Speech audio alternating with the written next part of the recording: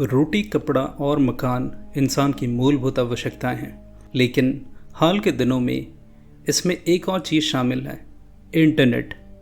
इसके बिना मानो सब कुछ अधूरा है। ये बिछड़े दोस्तों को मिलाने से लेकर नए दोस्त बनाने तक बहुत कारगर है। इसी के मद्देनज़र आज सोसाइटी में रील का बहुत प्रचलन है, जिसमें हम सोशल मीडिया इन्फ्लुएंसर्स को देखते हैं। ये वो लोग होते हैं जो अलग अलग विषयों में जानकारी बांटते हैं, जैसे ट्रैवलिंग, फाइनेंस इत्यादि। आज की हमारी कहानी भी ऐसे ही एक इन्फ्लुएंसर के बारे में है। इसका नाम मैडिसन है। ये एक ट्रैवल व्लॉगर है। ये थाईलैंड घूमने आई है, जहाँ ये अकेले अलग अलग डेस्टिनेशंस को एक्सप्लोर कर रही है। ये एक ब्रांड प्रमोट करती हैं, लेकिन ये इस बात से अपसेट है कि एंड मोमेंट पे इसके बॉयफ्रेंड रायन ने साथ आने का प्लान कैंसिल कर दिया। ये होटल के लाउंज एरिया में अपनी पिक्चर क्लिक कर रही होती है, तभी एक आदमी इससे फ्लर्ट करने लगता है। यहाँ दूसरी लड़की इनकी बातें सुन रही होती है। वो मैडिसन को अपने साथ वॉक पे आने को कहती हैं, जिससे कि उस आदमी से छुटकारा मिल सके। वो उससे कहती हैं कि ऐसे लोगों से बच कर रहें। वो देखने में हार्मलेस लगते हैं, लेकिन कुछ ड्रिंक्स के बाद अपना असली रंग दिखाने लगते हैं।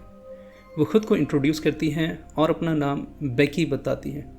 मैडिसन भी इसे सारी बातें शेयर करती हैं। वो बताती है कि वो एक सोशल मीडिया इन्फ्लुएंसर है और उसके बॉयफ्रेंड ने लास्ट मोमेंट पे कैंसिल कर दिया। इसको थोड़ा अपसेट पा बेकी ऑफ़र करती है कि वो इसे कंपनी दे सकती है। क्योंकि बेकी यहाँ की एक लोकल रेजिडेंट है, इसे यहाँ का चप्पा चप्पा मालूम था। वो मैडिसन को सनराइज़ पॉइंट पे ले जाती हैं। उसे वीडियो लेते देख वो अपना मुंह छुपा लेती हैं और कहती हैं कि उसे कैमरे पे आना पसंद नहीं है। हालांकि वो मैडिसन की फ़ोटोज़ लेती हैं अपने कैमरे से। वो यहाँ से एक एलिफेंट फार्म में जाते हैं और मैडिसन वहाँ कुछ पिक्चर्स लेती हैं अपने सोशल मीडिया अकाउंट के लिए। फिर ये एक रेस्टोरेंट में लोकल क्यूजीन ट्राई करते हैं। मैडिसन को फिर से रायन को मिस करते देख बेकी वहाँ दो लड़कों से दोस्ती कर उसकी कमी पूरी करने की कोशिश करती है। वो सब साथ में ड्रिंक्स एंजॉय करते हैं। वो रात भर पार्टी एंजॉय कर वापस होटल में लौटते हैं। मैडिसन नोटिस करती है कि उसके कमरे का दरवाज़ा खुला है और उसका सारा सामान इंक्लूडिंग पासपोर्ट चोरी हो गया है। बेकी रिपोर्ट फाइल करने में उसकी मदद करती है। मैडिसन को अब और 2 हफ्ते रुकने होंगे टेम्पररी पासपोर्ट के लिए। बेकी उसे अपने घर रहने का ऑफ़र देती है। दोस्तों, अगर आपको मेरा कंटेंट पसंद आता है तो चैनल को लाइक और सब्सक्राइब कर दीजिए। इससे मुझे मोटिवेशन मिलती है और ऐसे कंटेंट बनाने के लिए। Thank you. मैडिसन बेकी के घर से रायन को वीडियो कॉल करती है और उसे पूरी बात बताती है, जिस पे वो गुस्सा हो जाता है और उसे एक लापरवाह इंसान बताता है। मैडिसन की 2 दिनों में कैलिफोर्निया में एक ब्रांड डील की शूट थी, जो कि अब मिस होने वाली थी।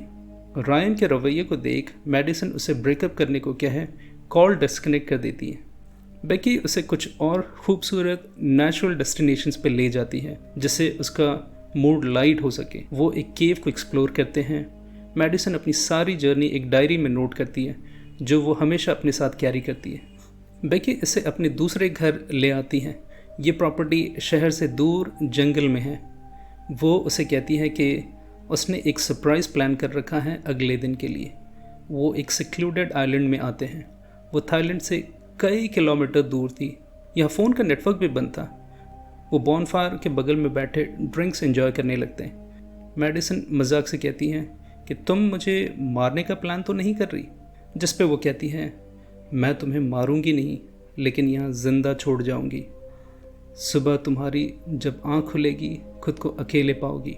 खाने पीने की कमी से तुम 2-3 दिन में मारी जाओगी, जैसे बाकी लड़कियाँ मारी गई। तुम्हारी बॉडी को फिर यहाँ क्रैब्स खाएंगे और तुम्हारा नामो निशान मिट जाएगा। फिर ये दोनों हंसने लगते हैं। वो उसे सच में वहाँ अकेला छोड़ जाती है। कहानी 3 हफ्ते आगे पहुँचती है। बेकी ने मैडिसन के अकाउंट को एक्सेस कर लिया था और उसके फॉलोअर्स को बता रखा था कि उसने थाईलैंड में और ज़्यादा समय बिताने का सोचा है। वो रायन के मैसेज को रिप्लाई नहीं करती। वो मैडिसन के कपड़े पहन उसके जैसा बन घूमने लगती हैं और फ़ोटोज़ क्लिक कर सोशल मीडिया में पोस्ट करने लगती है। दरअसल वो सारे फ़ोटोज़ को एडिट करके पोस्ट कर रही थी, जिसमें ये पता ही नहीं लग रहा था कि ये कोई और है। वो उसके क्रेडिट कार्ड्स की लिमिट बढ़ा उसे यूज़ करने लगती है। फिर वो एक फाइनल पोस्ट करके फॉलोअर्स को बताती है कि वो सोशल मीडिया से ब्रेक ले रही हैं और श्योर नहीं है कि वो कब तक लौटेगी दोबारा। यहाँ हमें पता चलता है कि इसने ऐसा और भी लड़कियों के साथ किया है। बेकी अब अपने अगले शिकार को चुनती है जिसका नाम जेसिका है। वो उसका पीछा कर एक गिफ्ट शॉप में पहुंचती हैं। वो उसे कहती है कि जो मूर्ति वो ख़रीद रही है वो फेक है, लेकिन वो उसे नज़दीकी शॉप में ऑथेंटिक वाला दिला सकती है। इस पर जेसिका कहती है कि ये किसी को गिफ्ट करने के लिए है, तो हार्डली फ़र्क पड़ता है कि ये फ़ेक है या रियल। वो फिर उसके सोशल मीडिया अकाउंट में जाकर उसके बारे में और जानकारी इकट्ठा करती है।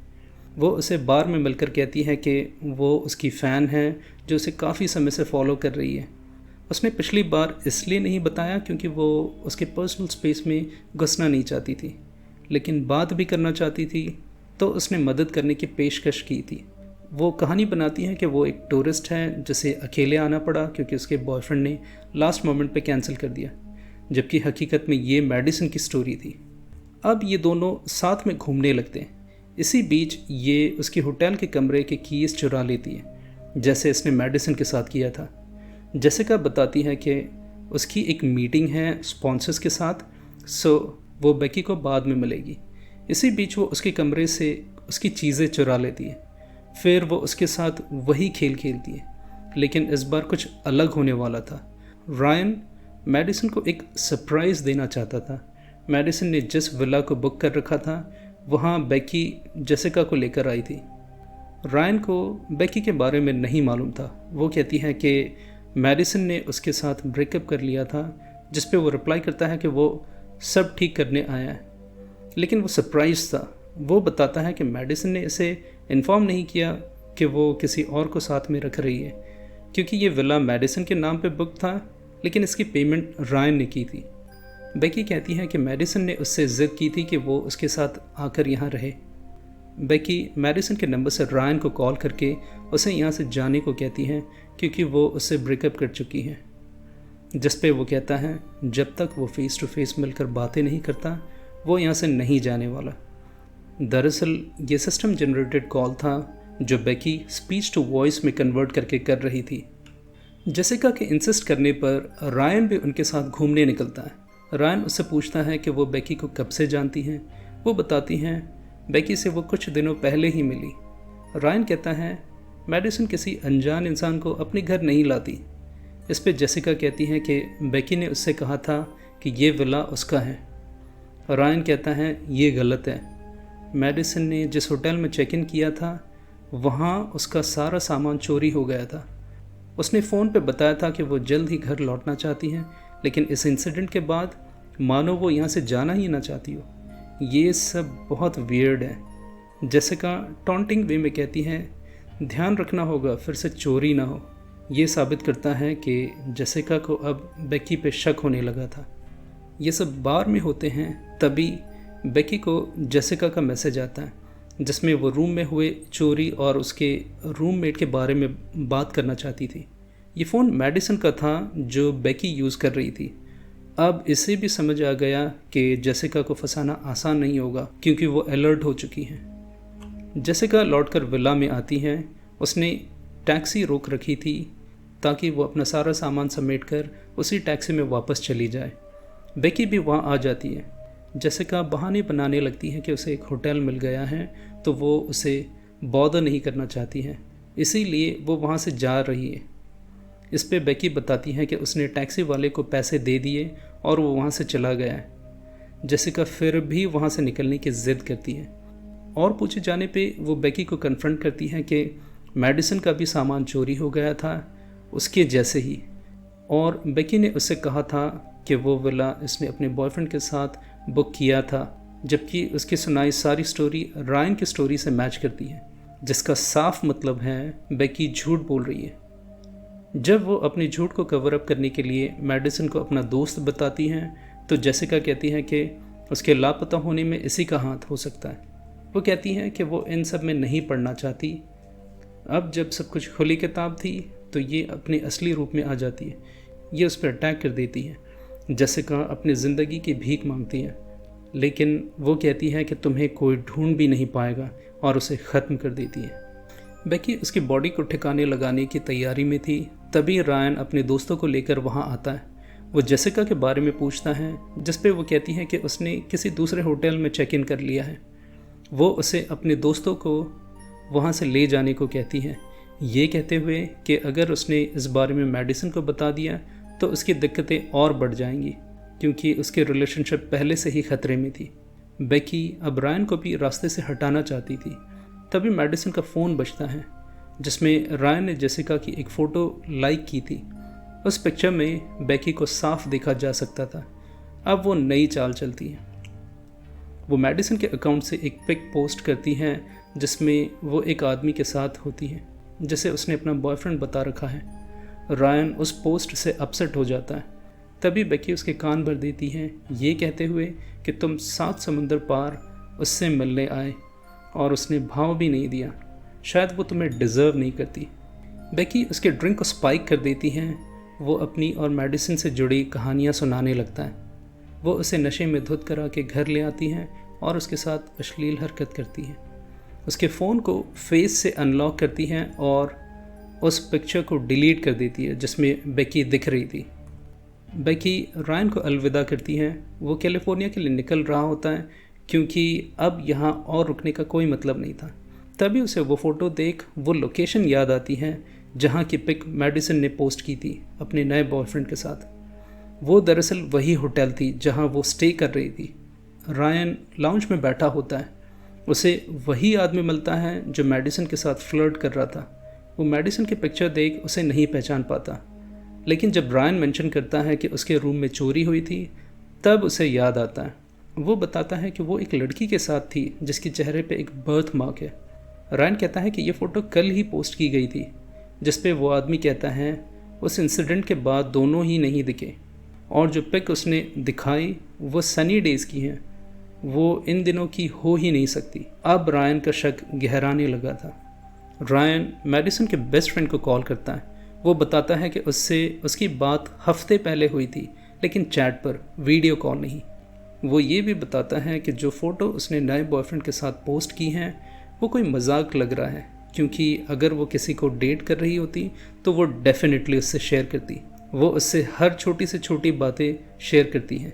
रायन मेडिसन के रिसेंटली पोस्ट किए वीडियोस को बार बार देखता है। उसे कुछ अलग लगता है।